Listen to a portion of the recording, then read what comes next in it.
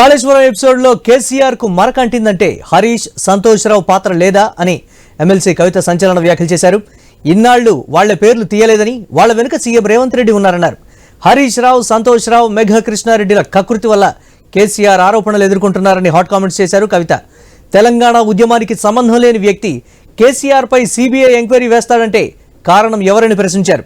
ఇన్ని రోజులు హరీష్ రావు, సంతోష్ రావుల పేర్లు బయటకు తీయలేదని, ఇప్పుడు కూడా బయటకు చెప్పకపోతే ప్రజలు కేసీఆర్ను తప్పుగా అనుకునే అవకాశం ఉందన్నారు కవిత.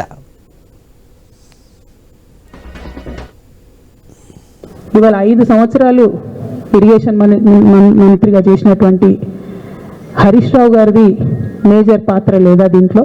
అందుకే కదా కేసీఆర్ గారు వారిని సెకండ్ టర్మ్లో తప్పించిండ్రు. ఈ మొత్తం కాళేశ్వరం ఎపిసోడ్లో కేసీఆర్ గారికి మరక అంటిందంటే 2-3 వ్యక్తులు కారణం.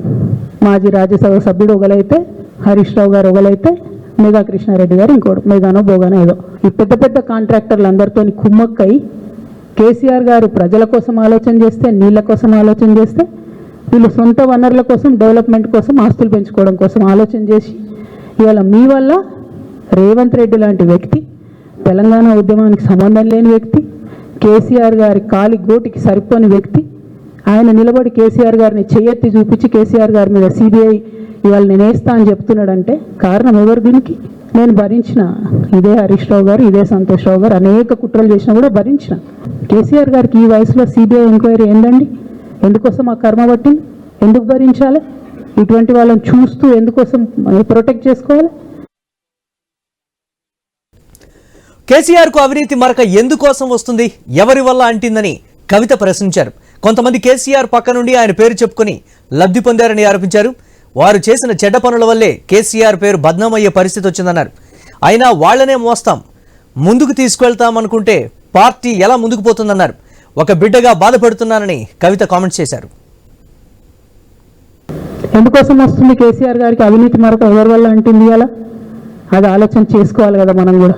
కొంతమంది కేసీఆర్ గారి పక్కన ఉన్నటువంటి వాళ్ళు కేసీఆర్ గారి పేరు చెప్పుకొని అనేక రకాలుగా లబ్ధి పొంది వారు చేసినటువంటి అనేక చెత్త పనుల వల్ల ఇవాళ కేసీఆర్ గారి పేరు బద్నామయ్యే పరిస్థితి వచ్చింది. అయినా మళ్ళీ వాళ్ళనే మోస్తాం, అయినా మళ్ళీ వాళ్ళని ముందుకు తీసుకెళ్తామని అనుకుంటే పార్టీ ఎట్లా ముందుకు పోతుంది? ఒక బిడ్డగా నిజంగా నేను బాధపడతా ఉన్నాను. కేసీఆర్ హిమాలయ పర్వతం లాంటి వారని, ఆయన్ను చేయి పెట్టి చూపించి అవినీతి అని అంటే బాధగా ఉందని కవిత అన్నారు. తాను దగ్గరుండి ఆర్థిక పరిస్థితి చూశానని, ఆయనకు ఎలాంటి ఆశ లేదన్నారు. తాను ఎవరు చెబితే ఆడే తోలుబొమ్మను కాదని, తనది కేసీఆర్ బ్లడ్, తెలంగాణ బ్లడ్ అని అన్నారు. దేవుడి లాంటి తమ నాన్నను సిబిఐ ఎంక్వైరీ చేసిందంటే ఒక బిడ్డగా కడుపు రగిలిపోతోందని తెలిపారు కవిత. కేసీఆర్ గారు హిమాలయ పర్వతం అంత ఎత్తు లాంటి పర్సనాలిటీ ఆయనది. ఆయనను చేయబెట్టి చూపించి అవినీతి అని అంటే నిజంగా చాలా బాధ అవుతా ఉన్నది. నాకు తెలుసు, నేను దగ్గరుండి ఆర్థిక పరిస్థితి చూసిన కాబట్టి ఎన్నడూ ఆయనకు ఆశ లేదు. అటువంటి మనిషిని పట్టుకొని సిబిఐ ఎంక్వైరీ ఇస్తాం, ఇదేస్తాం, అదేస్తాం. ఎవరు కారణం దీనికి అంతటికి? ఈ చేతగాని కాంగ్రెస్ ప్రభుత్వం.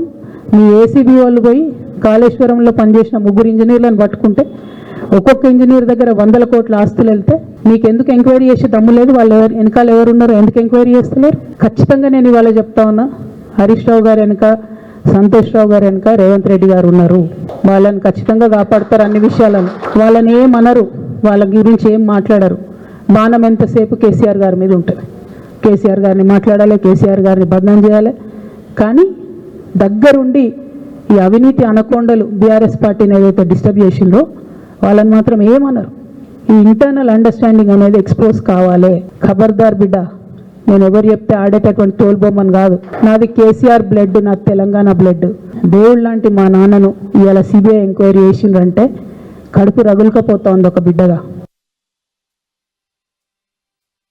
కేసీఆర్ పై సిబిఐ ఎంక్వైరీ వేస్తున్నామని సీఎం అసెంబ్లీలో చెబితే తెలంగాణ భగ్గుమనద్దా, రాష్ట్ర బంద్ చేపట్టవద్దా అని ప్రశ్నించారు కవిత. తెలంగాణ కోసం తిండి మీద కూడా ధ్యాస ఉండకపోయేదన్నారు. అలాంటి మనిషిని పట్టుకుని ఏది పడితే అది మాట్లాడటం దారుణమని పేర్కొన్నారు. కాంగ్రెస్ ప్రభుత్వం పీసీ ఘోష్ కమిషన్పై 2 ఏళ్లుగా టైంపాస్ చేస్తోందని ఆరోపించారు. ఏం చర్యలు తీసుకుంటారని చెప్పకుండానే సిబిఐకి ఇచ్చారన్నారు. కేసీఆర్ ప్రతిష్టను దెబ్బతీయాలని ప్రీ ప్లాన్డ్ కుట్ర అని కవిత తెలిపారు. నిన్న సిబిఐ ఎంక్వైరీ వేస్తున్నా అని రేవంత్ రెడ్డి గారు అసెంబ్లీలో చెప్తే తెలంగాణ బంద్ ఖాళీ వద్దా? బగ్గుమనొద్దా తెలంగాణ? ఎట్లా మాట్లాడతారు? నిజంగానే మనిషి అవినీతి అయితే, నిజంగానే మనిషి డబ్బులు తినోడైతే వేరు మాట. ఆయనకు తిండి మీద కూడా ధ్యాస ఉండదా బాబు? తెలంగాణ తెలంగాణ అదే పిచ్చి. అట్లాంటి మనిషిని పట్టుకొని ఇవాళ ఏది పడితే అది మాట్లాడితే కూడా రియాక్ట్ కాకపోవడం చాలా దారుణం, చాలా చాలా దారుణం. నేను దీన్ని తీవ్రంగా ఖండిస్తున్నా. At the same time Congress government PC కోర్స్ కమిషన్ వేసిండ్రు. రెండేళ్ల నుంచి టైంపాస్ చేస్తారు. ఆ కమిషన్ రిపోర్ట్ వచ్చింది. ఆ రిపోర్ట్ నిన్న అసెంబ్లీలో పెట్టిండ్రు. ఇంకా దానికి ఏం లేదు, దాంట్లోకి ఏం చర్యలు తీసుకుంటారో చెప్పారు, ఏం చేస్తారో చెప్పారు. తక్కువ మంది సిబిఐకి ఇచ్చేస్తారు. అంటే ఇది ప్రీ ప్లాన్డ్, ప్రీ మెడిటేటెడ్